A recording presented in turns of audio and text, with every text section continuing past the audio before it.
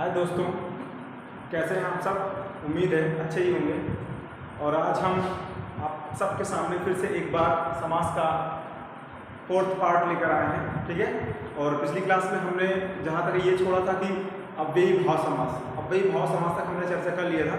आज उसके आगे की बात करते हैं, ठीक है। तो आज हम बच्चों पढ़ेंगे क्या, द्वंद्व समास। कौन समास? द्वंद्व समास।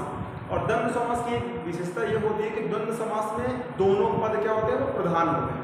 चाहे वो उत्तर पद हो चाहे वो पूर्व पद, दोनों ही पद उसमें क्या होते हैं, मुख्य होते हैं, मतलब मुख्य होते हैं, दोनों ही मेन होते हैं उसमें, ठीक है। तो द्वंद्व समास। और एक चीज़ इसकी एक पहचान मैं अगर आपको बता दूं, द्वंद्व समास की जो पहचान होती है वो होता है उसमें हमेशा दो विपरीत शब्द जुड़े होते हैं। इसको आप कह सकते हैं विलोम शब्द, विपरीत शब्द भी जुड़े होते हैं मुख्यतः, ठीक है। हर शब्दों में जरूरी नहीं है। और इसकी एक पहचान होती है योजक चिन्ह। कौन चिन्ह?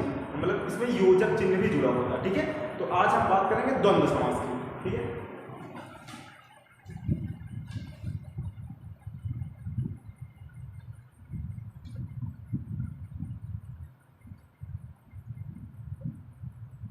द्वंद्व समास, ठीक। द्वंद्व समास और इसकी डेफिनेशन ये होता है, इसकी परिभाषा अगर देखें,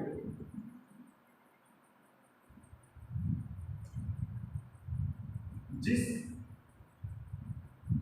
समास में दोनों पद प्रधान हो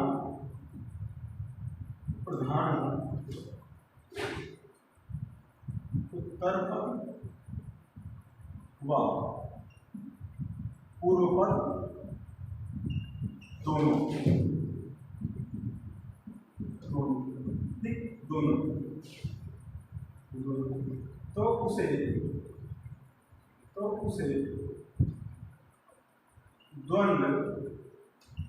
द्वंद्व समास कहा जाता है। तो उसे द्वंद्व समास कहा जाता है, ठीक है।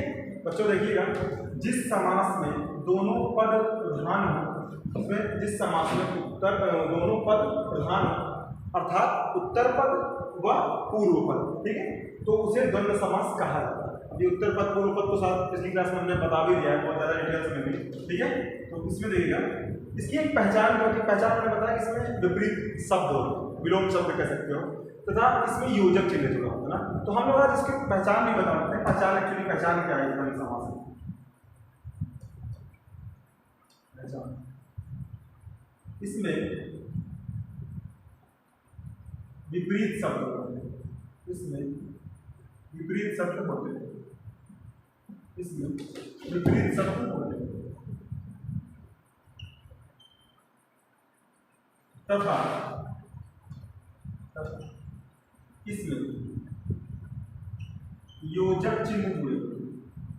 तथा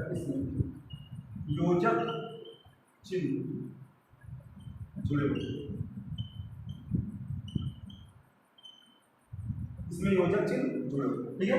अब हम बात कर लेते हैं एक तरह से लिखिए, जैसे बहुत सारे होते हैं, जैसे आप बात करते हैं रात दिन, योजक चिन्ह जुड़े ही होते हैं, रात दिन। जब इसका आप समास विग्रह करोगे तो रात और दिन, राम कृष्ण हो सकता है, ठीक है। और इसमें क्या हो सकता है, दाल रोटी हो सकता है, तो इसमें बहुत सारे हो सकते हैं, ठीक है।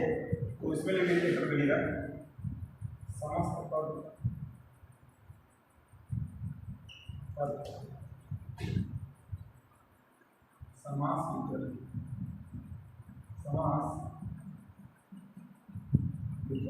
ठीक है।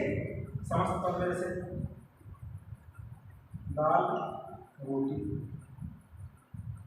इसमें कैसे करोगे आप, दाल और रोटी। इसमें ना और नहीं समास विग्रह, इसमें हमेशा और रहता है। समास विग्रह जब भी आप करेंगे ना इसका, तो इसमें हमेशा और ही जुड़ेगा, ठीक है। जैसे यस अपयस,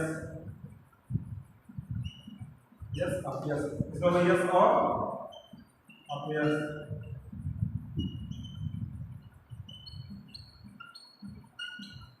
ठीक है। और क्या हो सकता है, इसमें बहुत सारी चीजें हो सकती हैं। जैसे इसमें आप कह सकते हैं राम कृष्ण, राम और कृष्ण,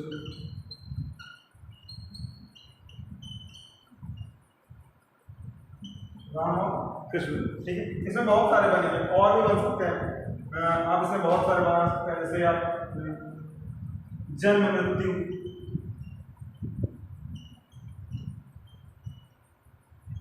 जन्म और मृत्यु,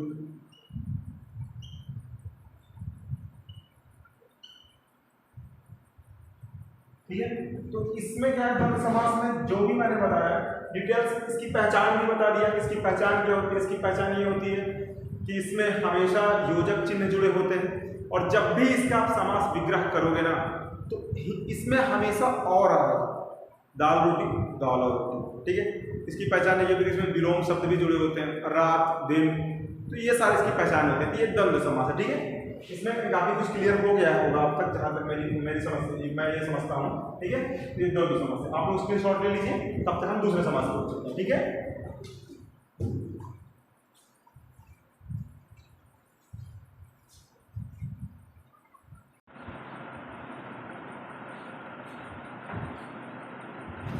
जैसे कि आप सब इसके पहले द्वंद्व समास हमने पढ़ा था, तो द्वंद्व समास अच्छे से समझ लिए होंगे। अब हम बात करते हैं द्विगु समास की। किसकी? द्विगु समास की। द्विगु समास को पढ़ने से पहले सबसे पहले हमको जानना ये होगा कि द्विगु समास एक्चुअली द्विगु समास कहते किसे हैं, ये द्विगु समास होता क्या है, ठीक है। तो द्विगु समास के बारे में हम ये बता सकते हैं आपको कि द्विगु समास, देखिए द्विगु समास क्या है। द्विगु समास का जो पूर्व पद होता है, जो द्विगु समास का पूर्व पद होता है, वो संख्यावाची होता है। क्या होता है? संख्यावाची होता है। यानी अगर उसको देखा जाए तो उसका पूर्व पद संख्यावाची, यानी संख्याओं की बात करेगा, और उत्तर पद उसका क्या होता है? वो प्रधान होता है। उत्तर पद क्या होता है उसका? वो प्रधान होता है, मतलब जो उत्तर पद होता है बाद वाला पद वो मुख्य होता है, ठीक है। और जैसे कि अगर मैं कहूँ आपको कि नवरत्न, एक एग्जाम्पल लेते हैं, उदाहरण लेते हैं, उसके थ्रू मैं आपको समझाने की कोशिश करता हूँ कि नवरत्न, नवरत्न क्या होता है? नवरत्नों का समूह, नवरत्नों का समूह, ये हमेशा समूह की बात करता है, चाहे चौराहा हो, चाहे तिराहा हो, 3 राहों का समूह, 4 राहों का समूह, ठीक है, त्रिवेणी हो, तो ये हमेशा समूह की बात करता है। और एक चीज जान लेना, इसका उत्तर पद हमेशा प्रधान होता है और पूर्व पद हमेशा इसका संख्यावाची होता है। यानी किसी भी समास में जब संख्या की बात करें, यानी पूर्व पद वो संख्या हो, नवरत्न हो, इसका पूर्व पद क्या है? नव है, तो वो हमेशा द्विगु समास कहलाता है, ठीक है। तो अब हम समझ लेते हैं द्विगु समास को। द्विगु समास क्या है?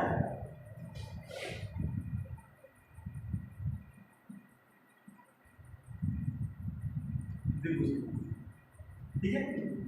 द्विगु समास सबसे इजी सही होता है, तो है ना, कोई अगर समास में कोई सबसे इजी समास है तो वो द्विगु ही है। बट हाँ, दशानन वाली कंडीशन नहीं आनी चाहिए। अगर दशानन वाली कंडीशन आएगी तो सर उसमें द्विगु भी होगा, उसमें बहुब्रीहि भी होगा, बट दोनों अगर ऑप्शन में दोनों रहेगा तो बहुब्रीहि लगेगा। ये पिछला वीडियो मैंने बताया हुआ है, इसकी परिभाषा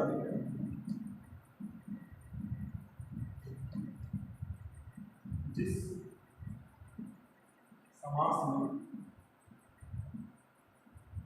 समास में पूर्व पद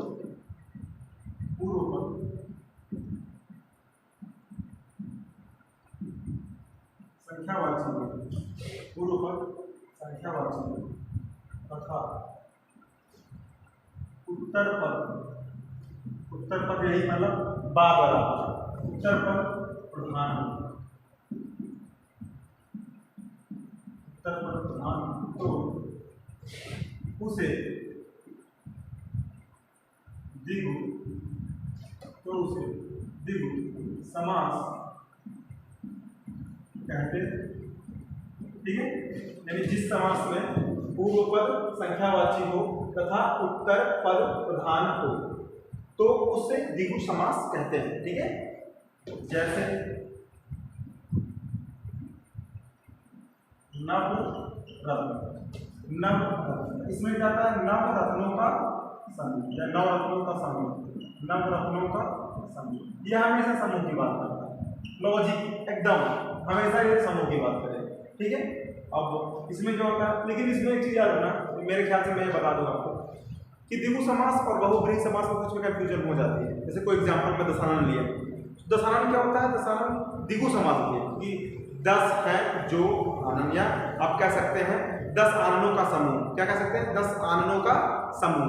तो 10 आननों का समूह मतलब भाई 10 जिसके पास सर, 10 सरों का समूह, तो वो द्विगु समास होगा। क्योंकि अब अगर बात किया जाए तो 10 वो जो दशानन है उसमें जो 10 आ रहा है वो एक्चुअली द्विगु समास को परिभाषित करता है, वो द्विगु समास को बताता है कि भैया द्विगु समास का पहला पद संख्यावाची है तो वो दशानन क्या हो जाएगा, द्विगु समास हो जाएगा। हाँ बिल्कुल सही है, राइट है, बिल्कुल सही है। तो ये जो हो जाएगा आपका दशानन वो द्विगु समास हो जाएगा। लेकिन बेटा बात ये है कभी कभी क्या होता है, दशानन 10 है जिसके आनंद, अर्थात आपको पता है 10 है जिसके आनंद, किसके आनंद 10 किसके सर, आपको पता है दशानन रावण, उसे नाम से याद दशानन रावण, ठीक है, 10 सिर काट करके उसने शिव जी को प्रसन्न किया था, ठीक है, ऐसे नहीं वो बन गया, ठीक है। तो एक चीज ये समझ लीजिए दशानन जो है, ठीक है, तो वो दशानन क्या है, वो रावण है, ठीक है। तो वो बहुव्रीहि को भी परिभाषित करता है और वो परिभाषित करता है किसको, द्विगु को, ठीक है। लेकिन ऑप्शन में अगर आपके दशानन में कौन सा समास है, ऑप्शन है द्विगु समास, कर्मधारय समास, बहुव्रीहि समास, द्वंद्व समास। तो बेटा अगर द्विगु और बहुव्रीहि दोनों है तो बहुव्रीहि लगा के आना, अगर केवल द्विगु और केवल बहुव्रीहि लगे, केवल द्विगु रहेगा तो केवल द्विगु लगा देना, और केवल बहुव्रीहि रहेगा तो केवल बहुव्रीहि लगा देना, एकदम लॉजिकली, कोई कठिन नहीं है, सबसे इजी समास में ही, बट कंफ्यूजन नहीं होना चाहिए, ठीक है। तो एक तरफ लिख लेना,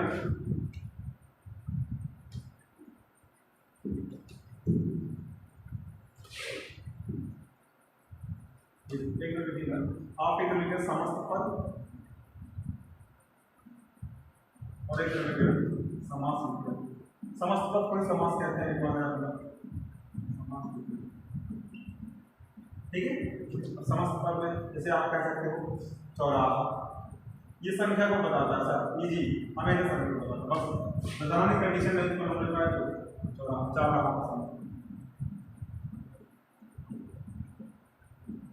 चौराहा ठीक है। उसके बाद अगला चौराहा, चौराहा का समूह हो गया। उसके बाद आप ले लीजिए, मान लीजिए आप त्रिदेव, त्रिदेव 3 देवों का, 3 देवों का समूह, 3 देवों का समूह, ठीक है। अब आप ले लीजिए, मान लीजिए त्रिवेणी, त्रिवेणी ये भी बहुत हो जाता है, देखो त्रिवेणी, त्रिवेणी एक ऐसी चीज है, त्रिवेणी तीन धाराओं का समूह, त्रिवेणी अर्थात उसको आप संगम कह सकते हैं, संगम कह सकते हैं। वो किस में जाएगा, वो बहुव्रीहि में भी जा सकता है, बिल्कुल जा सकता है, बिल्कुल सही है। त्रिवेणी आपका 3 धाराओं का समूह, 3 धाराओं का समूह, तो ये आपका द्विगु भी है, बट 3 धाराएं जहां पर मिलती हो उसे क्या कहते हैं, हम उसे संगम कहते हैं। संगम क्या होगा, बहुव्रीहि समास होगा, ठीक है। तो वो जब ऑप्शन देगा, अगर दे दिया त्रिवेणी, अगर क्वेश्चन दिया कि त्रिवेणी में कौन सा समास है और ऑप्शन दिया द्विगु दिया, फिर ऑप्शन बहुव्रीहि दिया, ऑप्शन नंबर बी बहुव्रीहि दिया, तो द्विगु भी सही है, बहुव्रीहि भी सही है, लेकिन दोनों ऑप्शन में जो द्विगु और बहुव्रीहि अगर दोनों दिया है तो उसमें से बहुव्रीहि सही करना।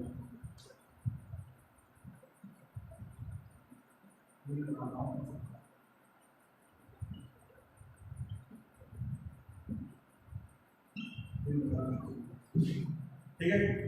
और यहाँ पे क्या बोलते हैं, गिराहा, गिराहा का समूह,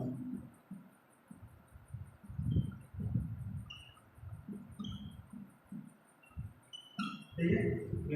एक दशानन भी है, ये बहुव्रीहि भी होता है, द्विगु भी होता है, 10 आनंद का समूह। जहां पर समूह की बात करें समझ लेना, वो हो जाएगा आपका,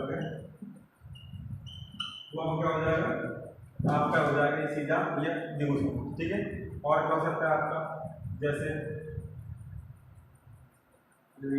और आप ले सकते हैं, मान लीजिए आपका हो गया सप्तर्षि, 7 ऋषियों का समूह,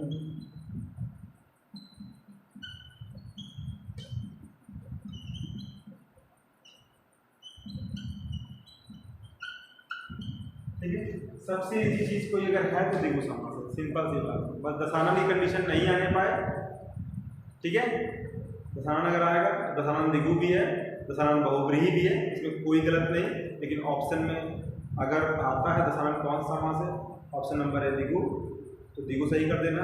अगर बहुव्रीहि नहीं हुआ तब, अगर बहुव्रीहि हुआ तो बहुव्रीहि सही कर देना। लेकिन ऑप्शन में दोनों है तो सिर्फ बहुव्रीहि समझ सही करना, क्योंकि आयोग उसी को सही मानता है सृष्टि करने के, ठीक है, उसी को सही करना आप लोग, ठीक है। देख लीजिए इतना आज के लिए, इतना मेरे ख्याल से काफ़ी है, ठीक है। मिलते हैं आपको अगले नेक्स्ट वीडियो में, ठीक है। और कमेंट बॉक्स में जरूर बताइए वीडियो आपको कैसा लगा, जो भी है जैसा भी है, ठीक है। अच्छा जरूर, मैंने अपनी पूरी कोशिश की है कि आपको सब कुछ समझ में आए, ठीक है। उसके बाद आपको नेक्स्ट वीडियो मिलता है, ठीक है। तब तक के लिए बाय।